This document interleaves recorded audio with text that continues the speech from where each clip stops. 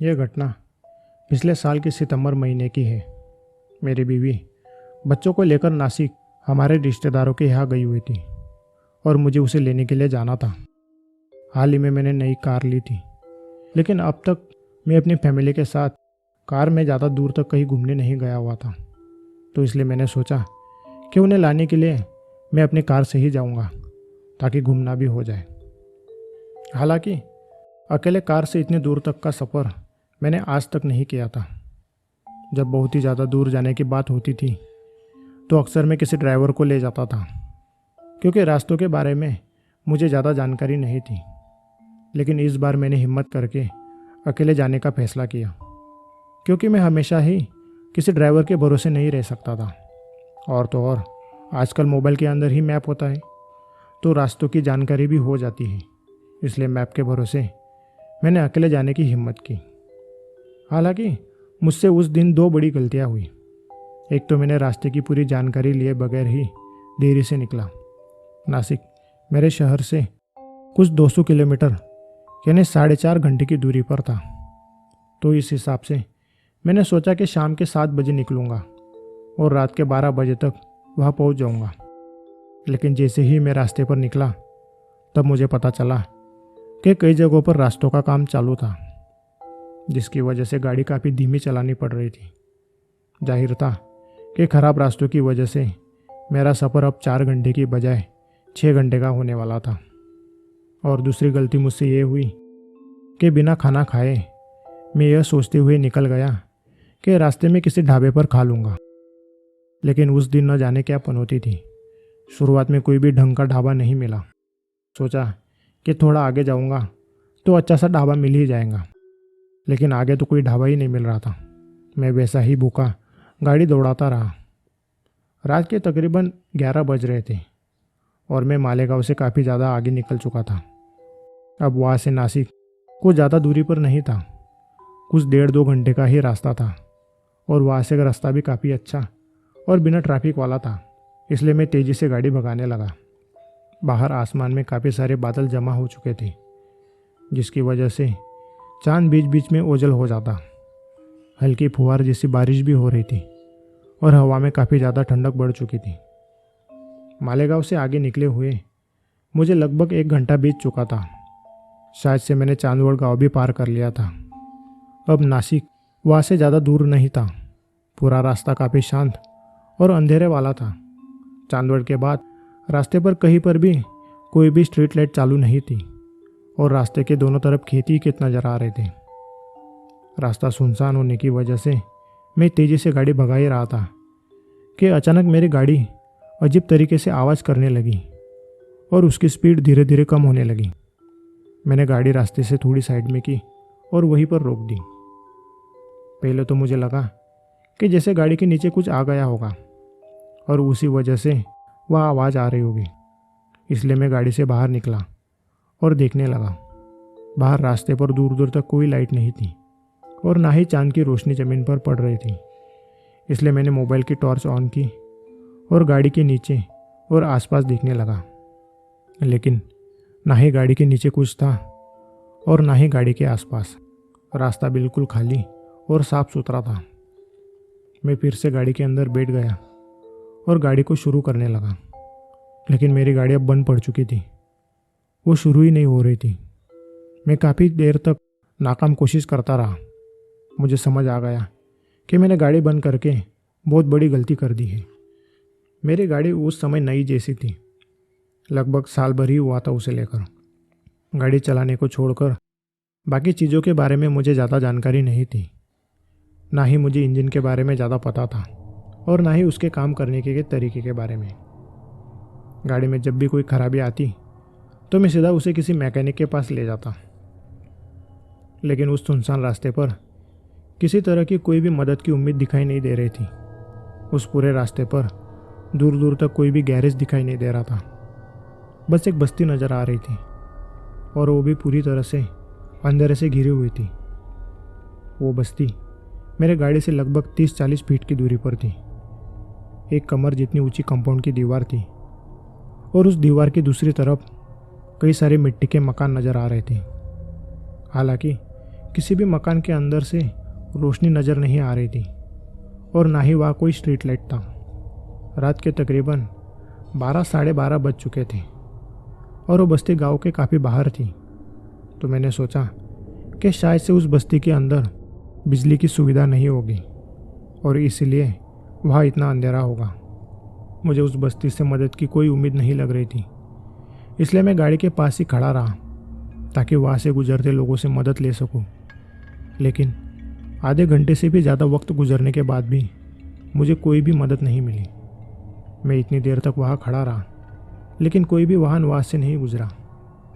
अब मेरे पास उस बस्ती में जाकर मदद मांगने के अलावा और कोई रास्ता नहीं था, इसलिए मैंने गाड़ी के दरवाजे बंद किए और उस बस्ती की ओर चल पड़ा। उस बस्ती के चारों ओर एक 3 फीट ऊंची दीवार बनाई गई थी और उस दीवार के पीछे लगभग 12 से 15 पुराने मिट्टी के मकान थे। मैं उस कंपाउंड की दीवार से सटकर चलता गया और आगे जाकर अंदर जाने का एक रास्ता मिला, जिससे मैं उस बस्ती के अंदर दाखिल हुआ। बस्ती के अंदर एक अजीब सी खामोशी थी। ना ही बाहर कोई इंसान दिखाई दे रहा था और ना ही कोई जानवर। मुझे लग रहा था कि शायद से वह कुत्ते हो सकते हैं, लेकिन उन गलियारों में खामोशी के अलावा और कुछ भी नहीं था। सारे घरों के दरवाजे बंद थे, तो उन्हें ठोककर मदद मांगने के बगैर मैंने सोचा कि थोड़ा अंदर तक जाऊंगा और अगर कोई इंसान बाहर ही मिल जाए तो उससे मदद मांग लूँगा।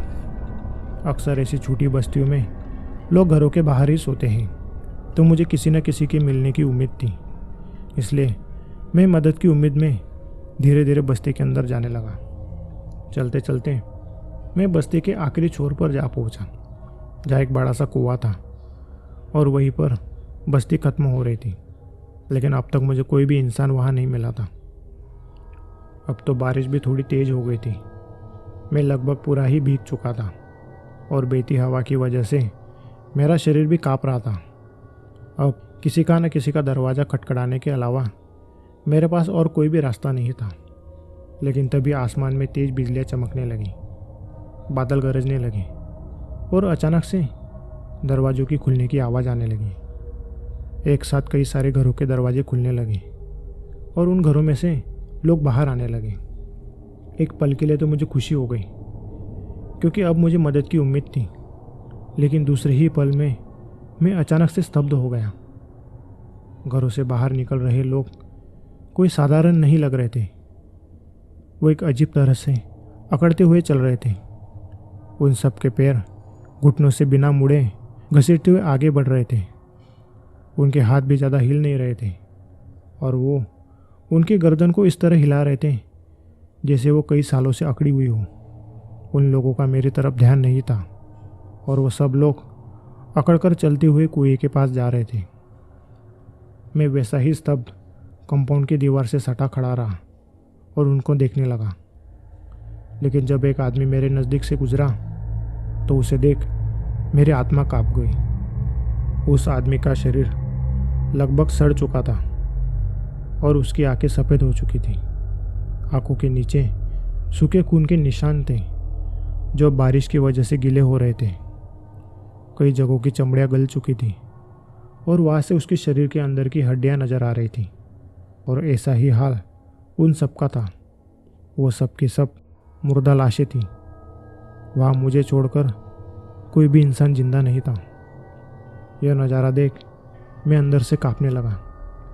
मेरे हाथ पैर थरथराने लगे और कोई आवाज़ ना हो इसलिए मैंने अपने मुंह पर हाथ रख लिया। लेकिन जैसे ही वह मुर्दा मेरे नज़दीक से गुजरा, एक तेज सड़न जैसी और सहनीय बदबू आई जिससे मेरा जी मचलने लगा और मेरे मुंह से आवाज़ निकल गई। मेरी आवाज़ को सुनते ही एक साथ सारे मुर्दाओं की नज़र मेरी ओर हो गई और वो एक अजीब तरह की आवाज़ में चिल्लाते हुए मेरी ओर बढ़ने लगे। मेरे सबसे नज़दीक जो मुर्दा था उसने तेज़ी से मेरी ओर बढ़ते हुए मेरा हाथ पकड़ लिया और अजीब सी आवाज़ में मुझ पर चिल्लाने लगा। उसकी हाथ की पकड़ काफ़ी ज़्यादा मजबूत और चुभन वाली थी। उसकी लकड़ी जैसे सूखे हाथ की हड्डियाँ मेरे हथेली में धंस रहे थे। लेकिन तेज़ी से हाथ झटकते हुए मैंने अपने आप को छुड़ा लिया और वहाँ से भागने लगा। बारिश की वजह से गीले हो चुके उसके हाथ का खून मेरे हाथ पर लग चुका था और मैं घृणा से उसे पोंछता हुआ वहाँ से बाहर निकलने का रास्ता ढूंढने लगा। लेकिन वहाँ हर तरफ मुर्दा लाशें थी जो तेजी से मुझे पकड़ने की कोशिश कर रहे थे, मुझे काटने की कोशिश कर रहे थे। डर के मारे मेरा बुरा हाल था। मेरा हाथ पैर काँप रहे थे और ऊपर से तेज बारिश हो रही थी जिसकी वजह से हर तरफ कीचड़ हो चुका था। और उसी कीचड़ में मैं लड़खड़ाता हुआ बाहर निकलने का रास्ता ढूंढने लगा। लेकिन जिस रास्ते से मैं आया था वह रास्ता मुर्दाओं ने घेर रखा था। इसलिए जान बचाने के लिए मैं कंपाउंड की दीवार पर चढ़ गया और बिना देखे दूसरी तरफ जा कूदा। दीवार की दूसरी तरफ कांटों के कई सारे पेड़ थे जिसके कांटे मेरे शरीर में, मेरे चेहरे पर धंस गए। कूदने की वजह से मेरे जूते भी कहीं गिर गए थे। मैं जैसे तैसे उन कांटों से बाहर आने लगा। मैं अपने आप को संभाल पाता उससे पहले मैंने देखा कि मुर्दा लाशें भी कंपाउंड के बाहर निकलकर मेरी ओर बढ़ रही थी। कुछ एक दो लाशें तेजी से मेरे पास पहुंच गई और वो मेरा पैर खींचने लगी। लेकिन मैंने जैसे तैसे अपने आप को छुड़ाया और उन कांटों के ऊपर से दौड़ता हुआ रास्ते की तरफ भागा।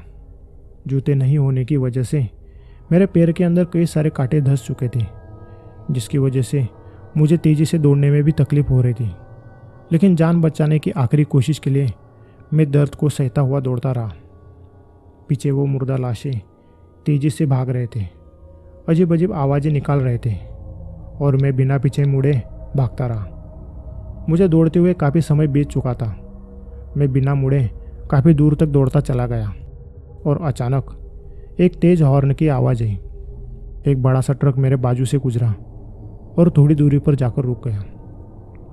मैं दौड़ता हुआ ट्रक के पास गया, बिना कुछ देखे उसके ऊपर चढ़ गया और ड्राइवर को तेजी से गाड़ी भगाने के लिए कहा। उसने भी मेरी हालत देखते हुए बिना किसी सवाल किए गाड़ी को शुरू किया और हम आगे बढ़ने लगे। चलती गाड़ी से जब मैंने पीछे झांक कर देखा तब मुझे पीछे कोई भी नज़र नहीं आ रहा था। कुछ दूर चलने के बाद मैंने ड्राइवर को सारी बात बताई कि मेरे साथ क्या हुआ था। हालांकि उसने मेरे पीछे भागती किसी लाश को नहीं देखा था। उसे तो मैं अकेला ही रास्ते पर भागता हुआ दिखाई दिया। लेकिन फिर भी उसने मेरी बात का भरोसा किया और मुझे नासिक तक छोड़ दिया। मैंने फ़ोन करके अपने रिश्तेदारों को मुझे लेने के लिए बुला लिया था। मेरे कीचड़ से सने कपड़े, चेहरे पर लगे कांटों के निशान और लंगड़ाती हुई चाल देखकर सब डर गए। हालांकि मैंने घर पहुंचने पर ही सबको सारी बात बताई। मेरी बीवी इस बात से काफ़ी ज़्यादा डर गई और मैं जिंदा लौट कर आया इस बात का भगवान को धन्यवाद करने लगी। अगले दिन सुबह मैं और मेरे कुछ रिश्तेदार मेरी गाड़ी को लेने के लिए फिर से उसी जगह गए। रात के अंधेरे में मुझे वह जगह अच्छे से पता नहीं थी, इसलिए हम मेरी गाड़ी को ढूंढते हुए निकल पड़े और तकरीबन 20 किलोमीटर जाने के बाद मुझे एक बड़ा सा पुराने घरों का खंडहर नज़र आया और उसके थोड़ी ही दूरी पर मेरी बंद पड़ी कार नज़र आई। रात को मेरे साथ जहाँ अजीब घटना हुई थी मैं वहीं पर मौजूद था, लेकिन सुबह का वहाँ का नज़ारा एकदम से अलग था। कंपाउंड की पूरी दीवार लगभग ढह चुकी थी। अंदर कोई भी घर साबुत नहीं था। सब मकान शायद से कब के ढह चुके थे और उन सब घरों के सिर्फ अवशेष ही वहाँ बचे थे। जब मैंने अपने रिश्तेदारों को बताया कि कल रात को इसी जगह पर मैंने मुर्दाओं को देखा था और रात को यही सब मकान, कंपाउंड की दीवार सब सही सलामत थे, तब उन्होंने बताया कि यह जगह तो वह बचपन से ही ऐसे ही देखते आ रहे हैं। कई सालों से यह जगह खंडहर जैसी ही है। अब मेरी बात सुन कुछ लोगों को तो लग रहा था कि कल रात को मुझे कोई भ्रम हुआ था। उसके बाद मेरे कुछ रिश्तेदार हिम्मत करके खंडहर में दाखिल हुए और मैं भी उनके पीछे दाखिल हुआ। रात को जो मैंने देखा, सुबह वहाँ वैसा कुछ भी नहीं था। कोई भी मकान साबुत नहीं था। सब मकानों की दीवारें ढह चुकी थी, छत गिर चुके थे और दरवाजे खिड़कियों की लकड़ियाँ सड़ चुकी थी। ऐसा लग ही नहीं रहा था कि कल रात को मैं वहाँ मौजूद था।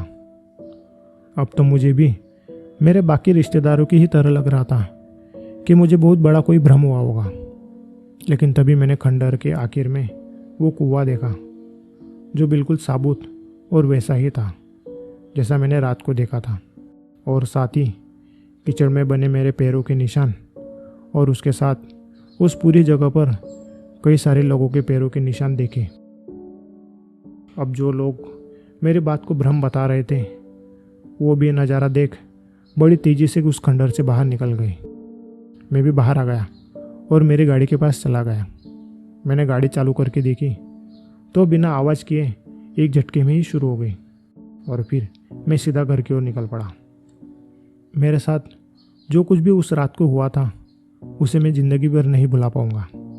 उस रात बड़ी मुश्किल से मेरी जान बची थी, और वो ट्रक ड्राइवर, वो तो मुझे भगवान की तरह बचाने आया था। उसके बाद मैंने कभी भी रात को सफ़र नहीं किया, नासिक तो बिल्कुल भी नहीं गया। हालांकि मैंने उस जगह के बारे में काफ़ी खोजबीन करने की कोशिश की, लेकिन उस जगह के बारे में किसी को भी कुछ भी मालूम नहीं था। उस जगह पर कौन लोग रहते थे, वो लोग अचानक से कहाँ गायब हो गए, वहाँ इतने सारे मरे लोग कैसे जमा हुए, क्या उन मरे हुए लोग और उन बस्ती वाले लोगों का कुछ संबंध है? ऐसे कई सारे सवाल थे जो आज भी अनसुलझे हैं।